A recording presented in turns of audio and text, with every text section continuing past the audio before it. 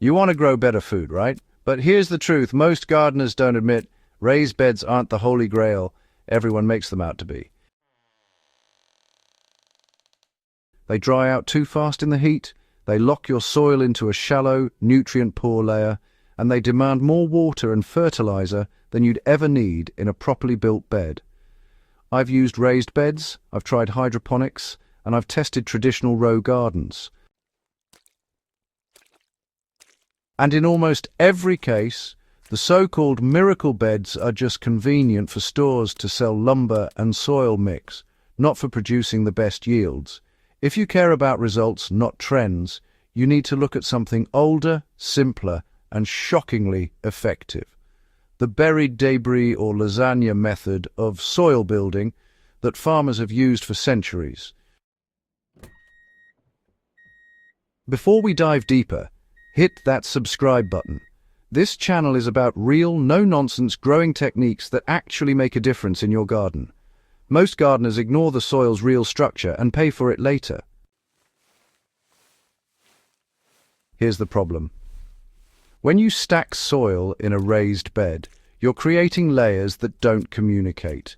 Your nutrients are isolated at the top, water runs off the sides, and roots hit compacted layers far sooner than they would in ground. That's why I've watched tomatoes in raised beds stall, peppers burn, and carrots grow short and stubby. In contrast, the ancient method I'm about to show you encourages roots to reach deep soil microbes to flourish and water to stay where it's needed. The difference isn't subtle. It's the difference between a harvest you brag about and one you regret buying from the grocery store. You don't need fancy tools to get this right, but a good soil meter helps.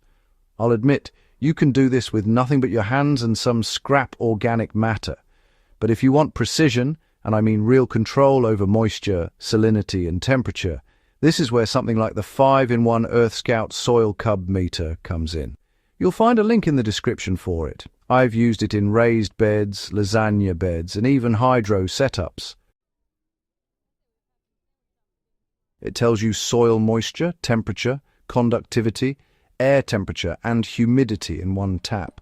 That means you know exactly what your soil wants, instead of guessing and overwatering. In my experience, that tiny bit of data can increase yields by 20 to 30% in the first season alone. The ancient method I swear by isn't new, it's just overlooked. The basic idea is simple. Create a growing medium that mimics a forest floor. You layer carbon-rich materials like straw leaves, cardboard, or shredded paper with nitrogen-rich layers like grass clippings, manure, or kitchen scraps. You do this directly on your garden soil, lightly tilling the first few inches to give microbes a foothold. You end with a top layer of fine compost or finished soil.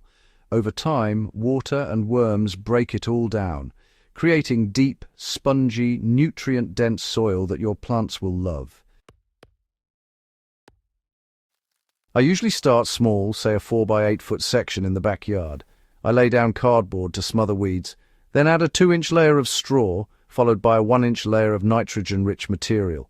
I repeat that sequence 3 or 4 times, ending with 2 to 3 inches of compost. This isn't a rigid rule, adjust based on what you have on hand, but keep the balance roughly 2 parts carbon to 1 part nitrogen. Why this method beats raised beds every time?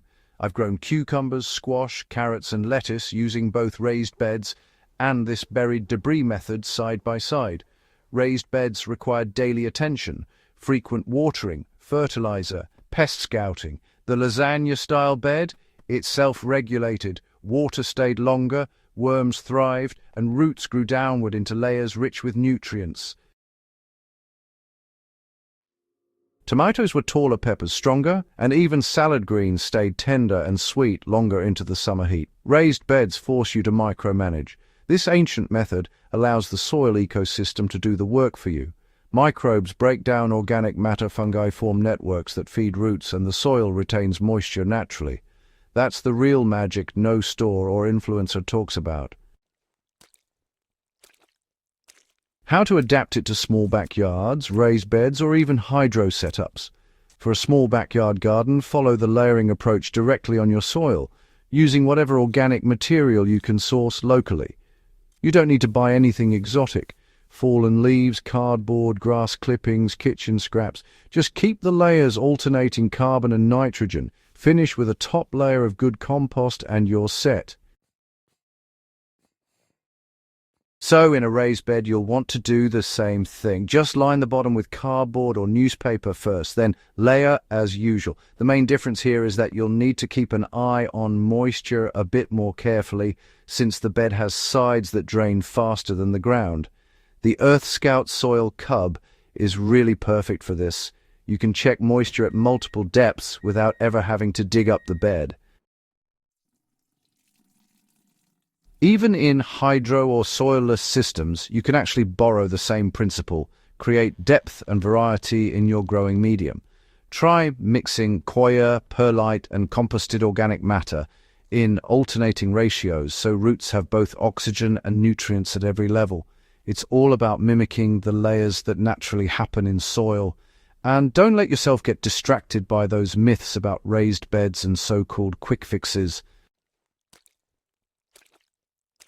I've tested store-bought super soil blends, and honestly, while they look convenient, they're expensive, often washed out, and just don't support the same microbial life as layered organic systems. Raised beds with purchased mixes can give quick results in the first season, but over time, the soil compacts and you end up starting over or adding more amendments. Meanwhile, a well-built lasagna bed just keeps getting better year after year. This isn't just opinion, it's years of watching results across multiple growing methods, honestly. Timing and maintenance, they matter way more than any fancy tricks you might read about. You don't have to dig every inch of your garden or constantly rotate crops, Simply build your layers in the off-season or early spring, keep an eye on moisture, and add organic material as needed. Worms will do the aeration for you. Roots will search deeper, trust me. If you want to really dial in your results, just use a soil meter to see where water is needed and where nutrients are concentrated. You'll waste less water, feed less fertilizer, and steer clear of common issues like root rot, crusting, or nutrient burn. Practical takeaways for serious gardeners: carbon to nitrogen layering is key, roughly 2-to-1. So straw, leaves, and cardboard provide the structure, while grass clippings, manure, and kitchen scraps, well, they provide the food. Always end with a finishing layer of compost or fine soil to give seedlings a gentle start. Remember, water lightly between layers to help those microbes get going, and check moisture at multiple depths with a tool like the Soil Cub for precision. Worms and insects will naturally colonize your bed, improving aeration and nutrient availability. Unlike raised beds, this system scales well, whether you've got a small backyard plot or a large vegetable patch. The payoff is deep, resilient, nutrient-rich soil. When your plants have roots reaching 3, 4, or even 6 feet down into those nutrient-rich layers, they aren't as stressed by drought, heat, or pests. You'll see fruits and vegetables that taste markedly better, store longer, and require less intervention. That's why big garden stores hate this approach. It doesn't require constant purchases of soil, fertilizer, or new beds. You're investing in the ecosystem, not just a product. Final thoughts. If you want a garden that performs better than raised beds, don't chase trends or convenience. Focus on the soil first, understand the water and nutrient dynamics, and let nature do its work. Layer carbon and nitrogen, monitor your moisture and temperature with a reliable soil meter, and your garden will thrive without endless inputs. If you found this helpful, subscribe to Farm Logic for more practical, tested techniques that actually improve your harvest. Share this video with gardeners in your circle, especially anyone frustrated with raised beds, and check the link in the description for the 5-in-1 Earth Scout Soil Cub Meter. It's a tool I use in every garden type to make smarter decisions and get results faster. Trust me, your plants and your harvest will thank you.